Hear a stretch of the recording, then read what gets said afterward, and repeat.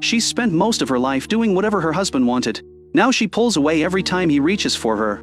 我的阴部完全干涩了，我先生跟我做爱的时候特别痛。 She's played the good wife and the good mother for decades. And then at 53, she falls completely in love with a young woman. Funxia is going through menopause. Hot flashes and night sweats hit her constantly. 14 years ago, she integrated from Harbin to Montreal. She still hasn't learned French. At the doctor's office, she has to rely on her daughter to translate. When Fengshai finally works up the nerve to say what's really bothering her, her daughter's face goes tight with embarrassment and impatience. She grudgingly passes her mother's words along to the doctor. Ma mère dit que son vagin est complètement sec, que ça lui fait très mal quand mon père couche avec elle. The doctor is nothing but professional and writes Fengshai a prescription for exactly what she needs. On the way out of the clinic, her daughter can't hold it in any longer. She snaps that her mother humiliated her in there. OK, à partir d'aujourd'hui, je vais plus traduire pour toi.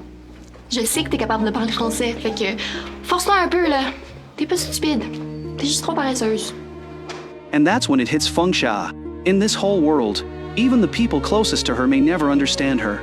Back at the convenience store the family runs, her husband, Wang Jun, is adjusting the store's security cameras. He sees Fengshai come in and barely bothers to ask how it went. 接着吃同样的药。我觉得你应该加倍剂量。 The coldness isn't a one-time slip. It's a habit worn in over decades of marriage. In this house, Fengshai's feelings, her needs, her emotions, none of it has ever seemed to matter to anyone. At dinner, her husband and her kids laugh and talk over each other. Nobody notices that Fengshai is drenched in sweat from a hot flash. Sitting there in pure misery, she's surrounded by her own family, and she has never felt more alone. And right there at that dinner table, 我想去学法语。 Fengshai makes a decision. She's going to learn French. It's the first time since her wedding day that she has spoken up for something she actually wants. 早干嘛去了？ Wang Jun isn't a villain, exactly. Before they emigrated, he was a respected architect back in China. He had a good job. He had credentials he was proud of. But in Montreal, his degree turned into a worthless piece of paper. Not 1 year of his experience counted for anything here. The fall from that height gutted his confidence and his pride. So now he leans on old-school machismo and on keeping a tight grip on his family to prop up what's left of his self-respect. 接着找呗，亏本开这么大。你还想让我读几次脸？ The way he sees it, Fengshai is less a wife than a partner, someone to help run the household and the store. He forgot a long time ago that she needs to be cared about too, that she needs someone to listen. The whole family is against the French classes, but she walks into that classroom anyway. Her classmates come from all over the world. Everyone speaks up in shaky French, unafraid to get it wrong.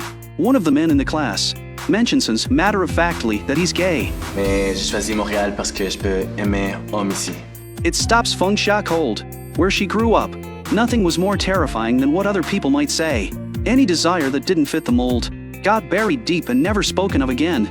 It's the first time she has ever seen anyone talk about who they really are without flinching. It touches something deep inside her, the longings she thought had died out years ago, the thoughts she told herself she had no right to have. In that classroom, they start to wake up. After class, she stops in a massage studio. The therapist's hands find exactly the right pressure. That kind of close physical contact leaves her more relaxed than she has felt in years.